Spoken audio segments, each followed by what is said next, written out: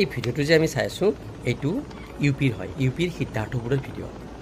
তো কি কৰিছে, 5টা ল'ৰাই প্ৰায় 60 ফুট ওখ এটা পানীৰ টেংকিত মানে ৰিল বনাব গৈছে সিহঁতে।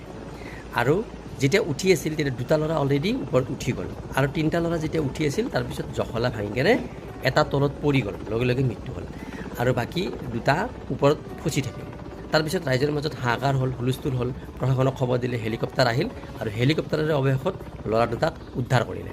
কিন্তু কথাটো হ'ল এইটোৱে যে আজিৰ যুৱ প্ৰজন্মই কি ৰিল বনাবৰ কাৰণে কিমান কৰিব গৈছে আপোনালোকে সেইটো কথা এবাৰ অনুমান কৰক।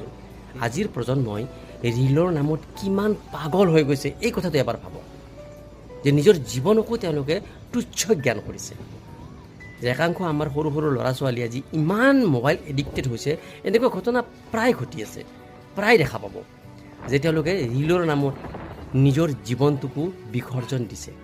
গতিকে সাৱধান হওক, প্ৰত্যেকেই নিজৰ ল'ৰা ছোৱালীক মোবাইল দিয়ক হাতত, ছ'চিয়েল মিডিয়াত এক্টিভ হওক, কিন্তু নিজৰ জীৱনটোক যেন বিসৰ্জন দিবলগীয়া পৰিৱেশ বা পৰিস্থিতিৰ সৃষ্টি নহয়, সেই কথাটোৰ প্ৰতি সকলোৱে এবাৰ লক্ষ্য ৰাখক।